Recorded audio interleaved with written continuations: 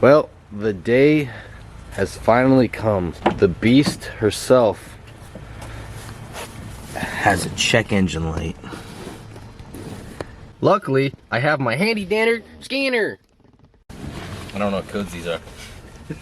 Google 0115, or that's not what it says. Bank 2, O2 sensor. Okay. Looks like I need new oxygen sensors. One of those. All right, so basically from the codes that we got, it leads us to believe that it's the O2 sensor on bank 2. So we're gonna pull that off.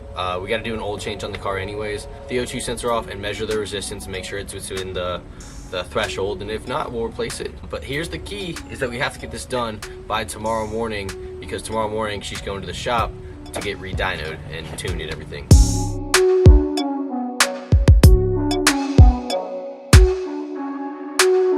So we're just gonna do the start the oil change while I crawl under there and crush myself to get the O2 sensor. So we got this little doohickey here so that we can take off the actual sensor part from the exhaust. Got these doohickeys to cut things, and we got this doohickey in case the connector doesn't want to come off. I hope these are all the tools we need. Kev is already underneath draining the oil, right? In theory. Yes, in theory. In theory, and then I'll see you guys under there. So we got our sensor doohickey right here.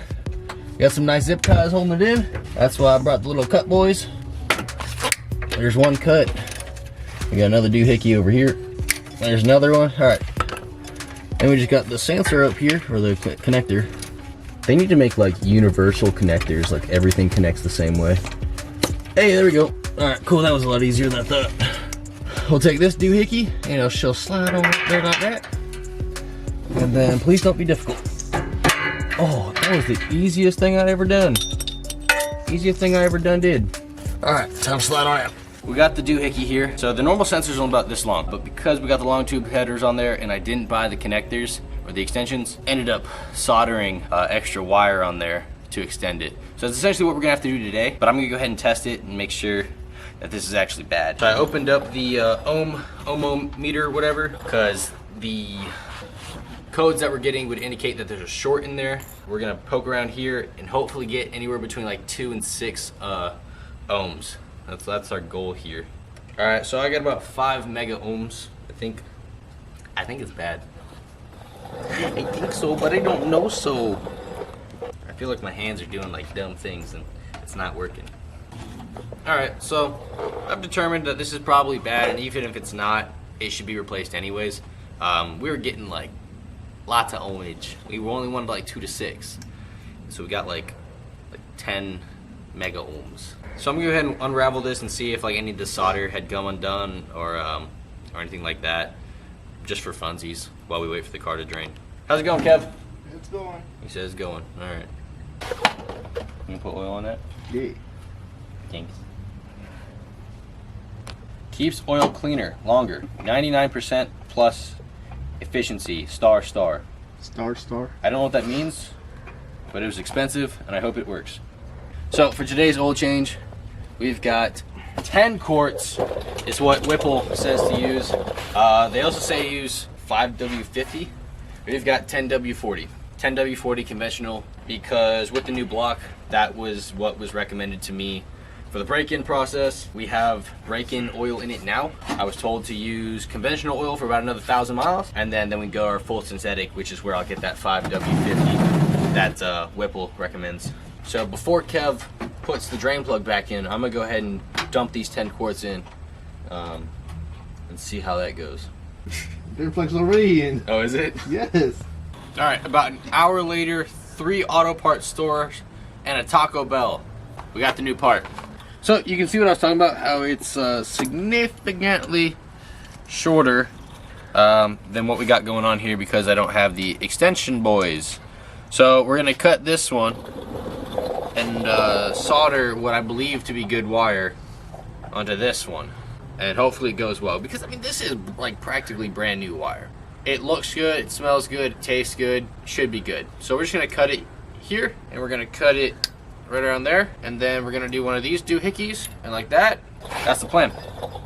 And then Kev, we're gonna also put oil in the car, I guess. So we got these cool little knickknacks that got off Amazon. Basically, they're like the heat shrink and the solder all in one. And all you have to do is use a lighter. Go ahead and cut right about here. Easy day. And then I need wire strippers. So now that I've stripped all the wires, we're gonna go through and just test the continuity of it, just because I'm paranoid and I don't actually know what I'm doing. And then white, which looks like it's middle bottom. And that should be all of them, right? Yeah, those are only 5 wires.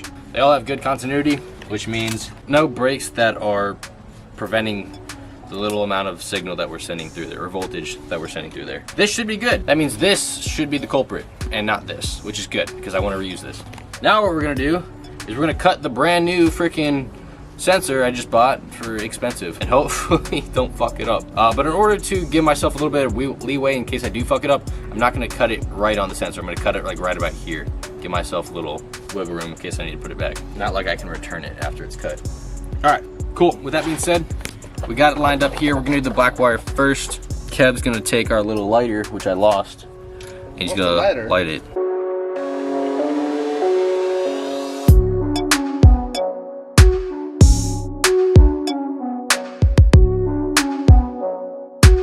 Yeah, so now that we've got it all taped up, it looks really good actually. We're gonna put it into the vehicle, start her up, make sure there's no oil from Kev's outstanding oil change, and then we'll make sure that we don't get a check engine light from this. But I guess the ultimate test of whether we get a check engine light is the drive to the shop to the dyno. All right, so with the new O2 sensor installed, the oil change completed, we're gonna start up the car, make sure that there's no check engine light, make sure that no oil starts pissing everywhere as Kev gets the kitty litter ready.